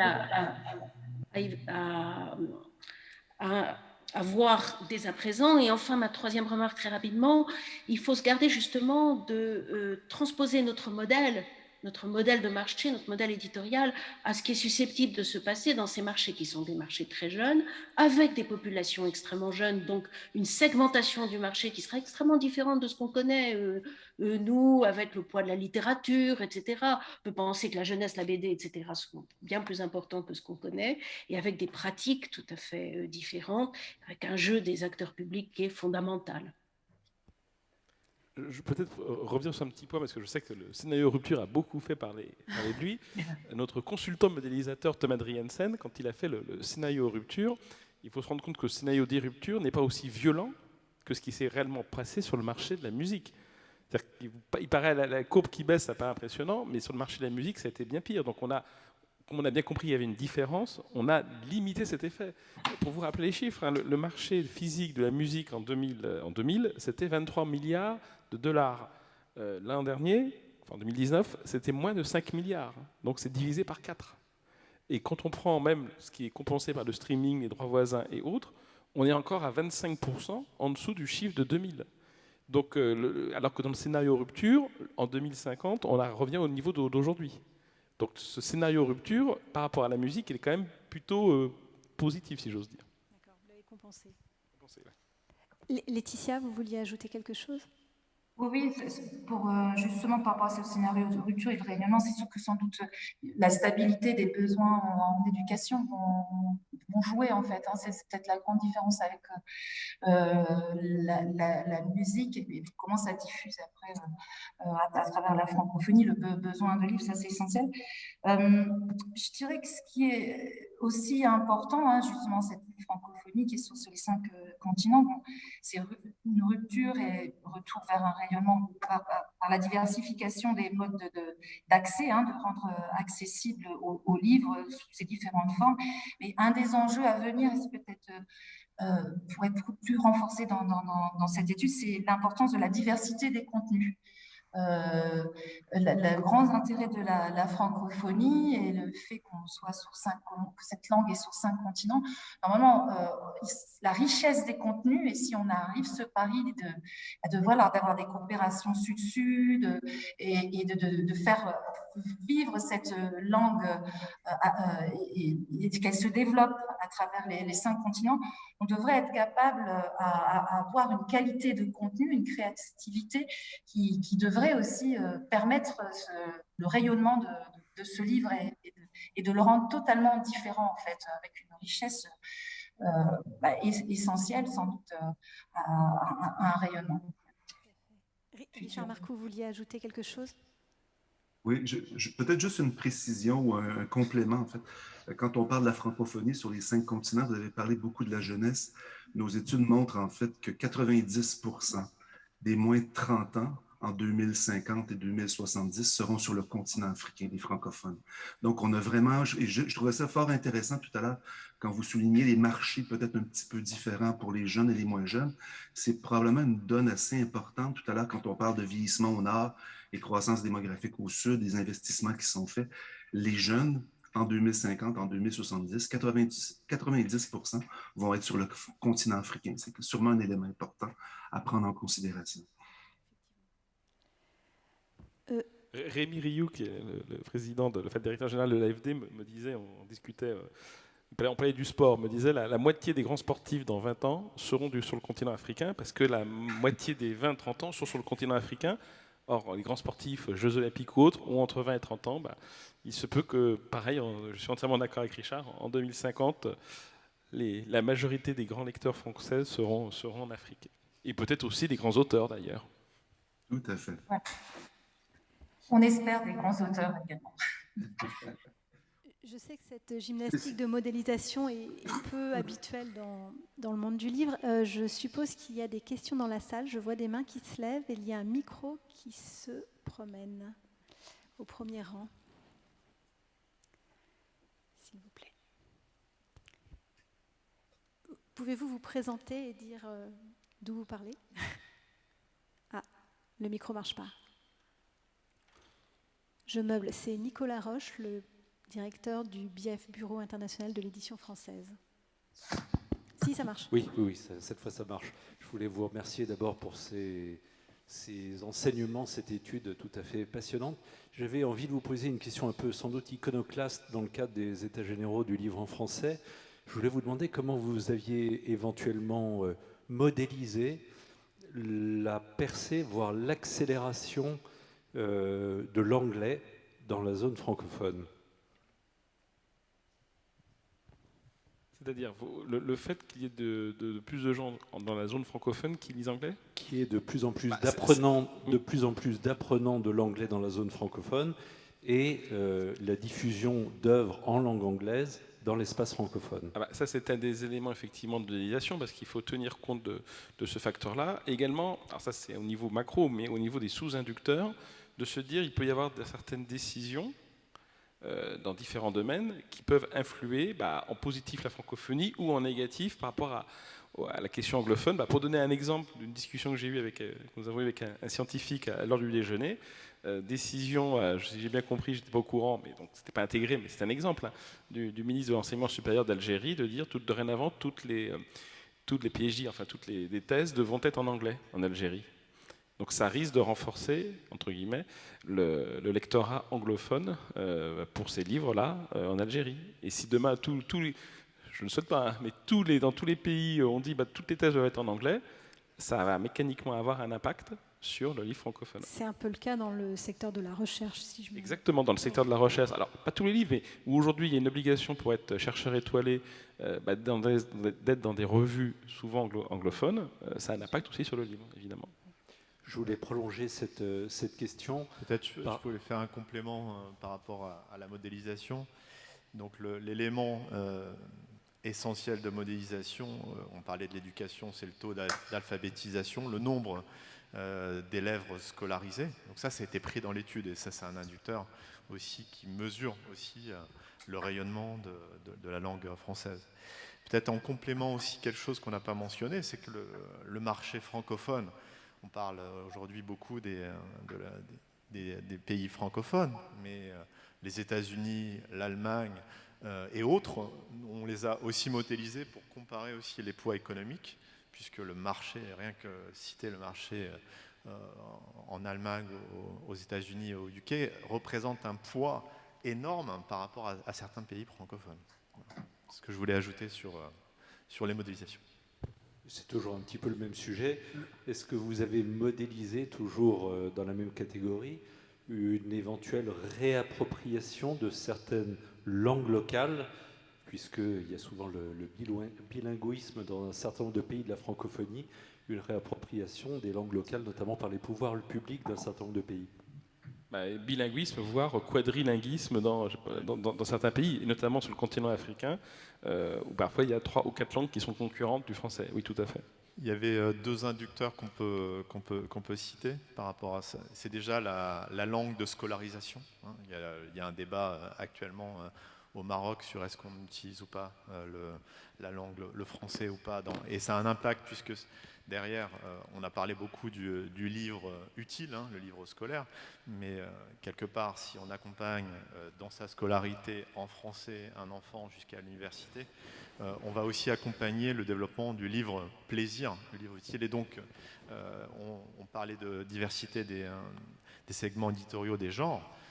Au-delà du livre professionnel ou éducatif, on peut, avec un impact sur l'enseignement, avoir un impact aussi très très fort sur les autres genres littéraires. C'est le cas, par exemple, on peut citer cette initiative en France, en CM2, qui a été lancée, je crois, par la SNE, qui s'appelle les champions de la lecture. Et c'est quelque chose qui a un impact direct sur la lecture plaisir. Et on parlait tout à l'heure est-ce que les enfants vont lire des romans, ou est-ce qu'ils vont lire des BD ou des webtoons ou autre chose. Le fait d'accompagner l'apprentissage, la découverte est essentiel, et donc la langue est clé. Pour répondre à votre question avec un deuxième élément, on a dans les inducteurs, on en a un peu parlé, la culture francophone. On a essayé aussi de regarder dans les différents pays quel était le rayonnement de la culture francophone, et pas seulement dans le livre, ça veut dire aussi dans les médias, les réseaux sociaux. Et donc c'est un inducteur aussi de mesure finalement du rayonnement du français par rapport à d'autres langues. Avant de prendre une deuxième question dans la salle, Pierre-Jean Bengozi, vous souhaitez vous aussi répondre? Très rapidement pour laisser la parole à la salle. Je pense que d'une part, quand on regarde des secteurs comme... Attendez, on ne vous entend pas très bien, il faudrait peut-être monter. Pardon. Oui, quand on regarde des secteurs, je parlais tout à l'heure des livres de cuisine, mais aussi de la science, on a des modes de production aujourd'hui qui sont très autoproduction, pas simplement en termes d'autoproduction de livres, mais aussi d'échange de documents, d'échange de thèses qui circulent, etc. Donc il y a déjà, sur le côté échange sud-sud ou échange un peu... sur de nouvelles formes de production, des éléments qui apparaissent et qui, dans les années à venir, si on regarde ce qui se passe dans les autres branches de la culture, sont amenés à prendre plus d'importance. Sur la question de la langue anglaise, je pense qu'il faut aussi avoir à l'esprit les évolutions et les progrès phénoménaux de la traduction et des outils de traduction automatique. Et je pense qu'aujourd'hui, on est au début d'éléments de traduction qui vont aussi probablement changer le rapport à l'anglais ou aux autres langues dans un certain nombre de domaines, ne serait-ce que parce qu'en couplant autoproduction plus des mécanismes de traduction automatique qui deviennent de plus en plus performants, on a aussi des modes dans les 20-30 ans à venir, c'est à cette échelle-là, des modes de circulation des œuvres et des contenus qui vont être très très différents, à la fois dans la circulation des œuvres en langue française et de la circulation des œuvres françaises dans d'autres langues. Avec les outils de traduction automatique, c'est ça ce que vous dites? Avec les outils de traduction automatique ou la capacité au niveau individuel de s'approprier et de mettre en œuvre des outils de traduction automatique très simplement. D'accord, je comprends. Je crois qu'il y a une question en haut. Oui, monsieur. Bonjour. Bonjour, on vous entend. Simon Jocasse, président sortant de Québec Édition et éditeur. Je reviens à ce fameux chiffre qui pourrait passer de 5 à 8 milliards ou 7,5 milliards. Je veux rappeler à nos participants que le gros de ce montant-là se retrouve dans les poches de 3 ou 4 grands groupes. Et ça, c'est une réalité qui va simplement s'amplifier. Donc, on va effectivement s'enrichir, mais ce ne sera pas tout le monde qui va s'enrichir. Et j'ajoute à cette problématique l'élément du numérique, en prenant pour exemple justement la musique. Et j'aimerais bien vous entendre sur cette réalité-là. Aujourd'hui, il faut avoir 500 000 écoutes sur une chanson pour avoir 440 € dans sa poche. Ça me semble un peu déstabilisant pour les gens de la musique. Alors, l'industrie de la musique a démontré que si on chante bien, ça prend énormément de gens qui nous écoutent pour faire 1 €. C'est assez alarmant. Nos auteurs sont déjà assez pauvres. Est-ce qu'on va les appauvrir encore plus pour enrichir les grands groupes avec des stratégies comme cela? Et finalement, ma question, c'est comment éviter de se retrouver avec des auteurs encore plus pauvres et des grands groupes encore plus riches? Alors c'est une très très bonne question, Olivier, je te laisserai compléter, mais d'une part, c'est un des 11 leviers qu'on avait évoqués, qu'il y ait une juste répartition de la valeur entre les différents acteurs de la chaîne de valeur du livre est un élément important, et auteurs, mais également tous les différents niveaux intermédiaires, donc ça c'est un enjeu clé. Et plus globalement, la question des droits d'auteur est une vraie question. On a eu de la chance avec Olivier pour l'AFD de faire une étude sur les droits d'auteur, alors côté musical, quelques autres domaines, mais surtout le musical en Afrique, UMOA, c'est catastrophique. Il faut que vous ayez conscience, si je prends les droits d'auteur dans la musique, que les droits d'auteur, la part de l'Afrique, c'est 2%. Et sur ces 2% des droits d'auteur musicaux mondiaux, 80% sont dans 2 pays, l'Algérie et l'Afrique du Sud. Je ne pense pas que les 52 autres pays africains correspondent à 0,2% des œuvres musicales et même du succès musical sur le monde. Sauf qu'aujourd'hui, le suivi, la collecte des droits d'auteur n'est hélas, dans le domaine musical, pas du tout suivi. Et c'est aussi un enjeu côté, bien sûr, livre, on est bien d'accord. C'est un sujet clé et très compliqué aujourd'hui à mettre en œuvre. Je confirme ce qu'a dit Jean-Michel. Après, pour revenir sur le scénario de la musique, finalement, en Afrique, on a dans certains pays finalement 2 mobiles par habitant, souvent. Et on parlait tout à l'heure de l'évolution en passant par le marché physique, mais là, on s'inspire de modèles plutôt d'Europe du Nord ou des États-Unis. En Afrique, il y a eu un passage directement au numérique pour la musique. Et ça, c'est une réalité. On n'est pas passé par un marché physique. Donc finalement, la tendance aujourd'hui qu'on constate dans les usages, et les Spotify, les Netflix s'installent en Afrique de l'Ouest de façon assez importante. Donc ce qu'on constate dans la musique et l'audiovisuel et la consommation de biens culturels, de contenus numériques s'accélère, et c'est un fait. Alors après, avec tous les freins qu'on a évoqués tout à l'heure, d'accès à des débits suffisants, à la 3G, à la 4G, etc. Évidemment, la réflexion sur l'équipement télécom est clé et sera sûrement analysée pour comprendre s'il va y avoir une accélération, pas du numérique. Mais en tout cas, les usages sont là, alors avec les difficultés qu'évoquait Jean-Michel. Il y a un vrai sujet sur la répartition des droits d'auteur, de la musique et aussi dans l'audiovisuel. Donc ça, c'est un sujet majeur. Je pense que j'en parlais tout à l'heure même en France, la réflexion sur la répartition juste des artistes et artistes-interprètes est aujourd'hui en débat. Donc ça veut dire que c'est aussi à d'autres endroits et sur les marchés structurés une question essentielle de la juste répartition de la valeur et la rémunération des artistes qui est clé. Françoise Benamou, vous souhaitiez réagir à... Oui, je vais me permettre de rajouter juste un petit point, et malheureusement, je vais devoir vous quitter après.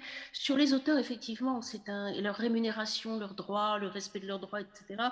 C'est un sujet qui est déjà présent dans les pays dont les marchés sont les plus structurés et qui donc se pose a fortiori de manière vraiment cruciale pour l'Afrique, etc. Je pense qu'il faudra inventer d'autres modèles et probablement avec des systèmes de rémunération qui ne reposent pas que sur des droits qui remontent de manière très aléatoire. Donc il y a vraiment là, il y a un chantier, je trouve, de réflexion prospective pour le coup et d'invention de réponses pertinentes qui doit être ouvert de manière urgente.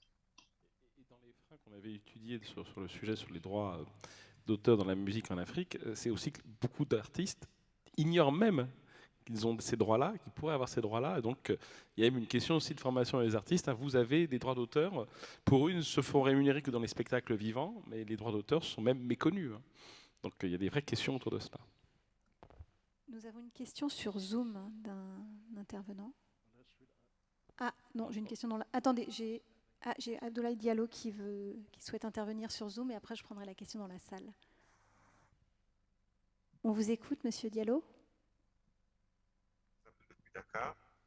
Je suis éditeur Attendez, on ne vous entend pas très bien. Vous êtes éditeur à Dakar et il faudrait qu'on monte un petit peu le son pour entendre Monsieur Diallo. Voilà, je disais que je suis éditeur à Dakar et directeur de l'IFP. Maintenant, j'avais une question surtout qui était en rapport avec la désaffection de la langue française au profit de la langue anglaise. Est-ce que dans étude qui a été menée. Est-ce qu'en fait, la montée en puissance des écoles bilingues franco-anglaises dans les capitales comme à Dakar, le fait que les étudiants, les bacheliers, la plupart, et on a vu ça tout de suite avec le gouvernement algérien, actuellement, les jeunes bacheliers préfèrent beaucoup plus aller faire leurs études dans les pays anglo-saxons qu'en France. Et bien évidemment, tout ceci est lié à certaines décisions qui ont été prises par le gouvernement français en rapport avec l'augmentation des frais de scolarité. Monsieur Diallo, on vous entend très mal. Alors, si je résume ce que vous venez de demander, c'est en lien avec la montée en puissance de la langue anglaise et notamment avec la présence de toutes les écoles bilingues à Dakar. Comment est-ce que c'est en train de transformer le marché du livre? Je résume à peu près vos propos. Je suis désolée, on entend un mot sur deux. Et surtout aussi, en fait, le fait que les bacheliers ou les parents de ces bacheliers qui veulent envoyer leurs enfants faire des études à l'étranger préfèrent envoyer les enfants dans les pays anglo-saxons, que ce soit aux États-Unis ou au Canada. En France, lié à une décision du gouvernement français d'augmenter les frais de scolarité et tout. Est-ce que l'étude a intégré en fait toutes ces désaffections qui sont liées à ça? Désolé de la qualité.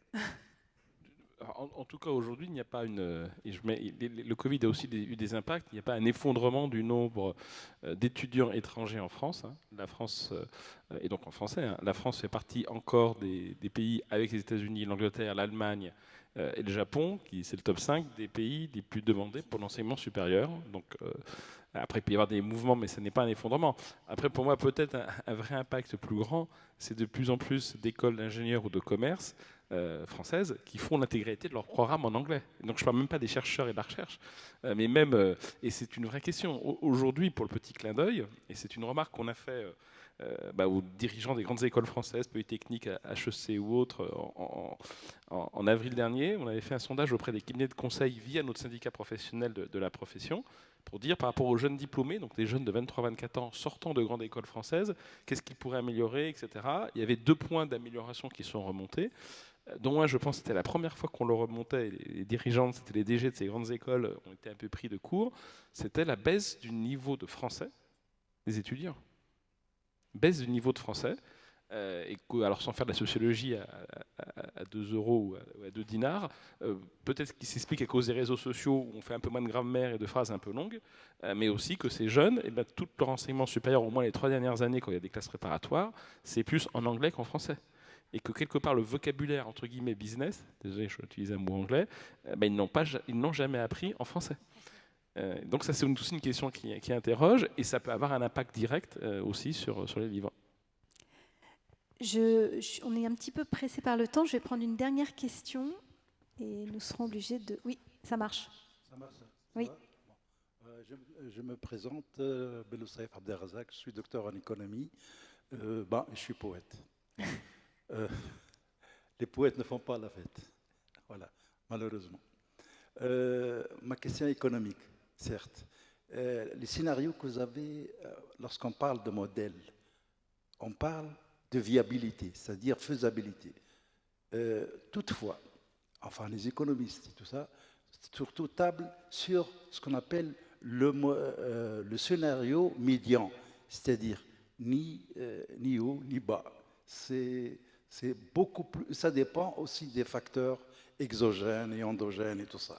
Donc, pour le cas d'espèce, pour votre étude, il y a des approches, certes, mais en fin de compte, peut-on, disons, s'approcher un peu du 50%? C'est ça le milieu. C'est-à-dire, ça dépend du régime culturel, du système culturel et tout ça. Aussi bien pour le livre et les livres, aussi bien pour la musique et tout ce que vous voulez. Donc, surtout en notre temps où la numérisation est de mise, c'est-à-dire il faut s'y faire. On est obligé. Voilà, c'est dans ce contexte-là ma question. Je vous remercie. Merci. Le scénario médium, c'est un peu le scénario que Laetitia n'aimait pas, qui est le scénario prolongement, où on tire le test sur 30 ans, qui j'avoue, n'est pas celui peut-être qui va vous le faire le plus fantasmer ce soir, ça c'est clair. Après, qui n'est pas forcément, c'est peut-être le scénario qui se réalisera. Hein. Très clairement. La difficulté de ce genre d'exercice, c'est que des fois, il y a des phénomènes qui vont faire aller vers le haut et d'autres qui vont faire aller vers le bas, d'où effectivement ce phénomène de médium. Mais encore une fois, hein, au-delà des chiffres, qui sont un indicateur intéressant, je pense que le vrai débat de fond, c'est ce qui permet d'avoir le scénario que vous préférez, donc peut-être le rupture rayonnant, qu'est-ce qu'il y a derrière et qu'est-ce qui va générer ce scénario. Et c'est à la fois du jeu d'acteurs individuels, comme ceux qui sont présents ici physiquement ou derrière Zoom, et puis c'est aussi une question auprès des pouvoirs publics. D'ailleurs, comme on avait un comité scientifique, on a eu le sujet des menaces endogènes et exogènes du marché. Donc ça a été pris en considération et étudié avec soin dans nos différents ateliers, et notamment dans le scénario du retrait. Alors, je vous invite ce soir en lecture à consulter notre étude. Et dans le scénario du retrait, sont listées de façon très détaillée les menaces sur ce marché-là. Et donc finalement, ce scénario du retrait, il se retrouve en effet presque proche du scénario médian. Donc ça a été intégré dans le cadre des réflexions avec le comité scientifique. Merci Olivier, ce petit conseil de lecture sera le mot de la fin. Merci à tous de nous avoir suivis. Merci aux intervenants, donc Jean-Michel Huette et Olivier Laine. Vous faites beaucoup parler avec votre étude. Françoise Benamou qui a dû nous quitter. Pierre-Jean Bengozi, Richard Marcoux, Laetitia Apchi, merci à vous. Merci à la salle. C'était la dernière plénière de la journée. Je crois que je laisse le mot la fin à Sylvie. Merci beaucoup Anne-Laure. Merci à tous qui avaient participé à cette table ronde qui avait été annoncée à grand renfort de publicité par Jean-Michel ce matin. Ainsi s'achève aujourd'hui, en tout cas, notre première journée de ces états généraux. On vous avait annoncé qu'elle serait dense. Je crois qu'elle l'a été. On s'excuse un peu parce qu'on n'a pas eu vraiment le temps de souffler, même entre les séances. Je vous invite tous à rejoindre la remise du prix de la traduction qui va être faite du prix Ibn Khaldun Senghor, qui va donc être faite ici, dans cet amphithéâtre-là, et qui sera suivie, donc qui sera remise à Richard Jacquemont, donc c'est la 14e édition de ce prix, pour sa traduction de l'arabe au français, vous l'avez dans le programme et je vous le relis, pour sa traduction de l'arabe vers le français de l'ouvrage Sur les traces d'Enayat Zayat de l'autrice égyptienne Iman Mersal. Et donc c'est important, dans le cadre de nos échanges et de la table ronde d'ailleurs qui a eu lieu sur ces échanges entre la langue arabe et la langue française, eh bien, le choix de remettre ce prix ici à Tunis au moment des États généraux porte évidemment un symbole fort. Donc je vous invite à assister à ce prix et à l'issue de ce prix, les organisateurs de ce prix, qui sont donc l'Organisation internationale de la francophonie et l'Alexo, vous invitent à un cocktail dînatoire qui se passera donc dans la Cité de la Culture, où nous aurons là du temps pour échanger les uns avec les autres et partager la richesse de tous les débats que nous avons eus aujourd'hui. Et puis naturellement, on vous attend demain matin, donc à, je ne me trompe pas, 9h pour commencer à 9h30, et on essaiera d'être un peu plus à l'heure pour démarrer nos tables rondes. Un grand merci à vous pour votre écoute de tous nos interlocuteurs et un grand merci à nos intervenants et à nos modérateurs. Merci. Au revoir.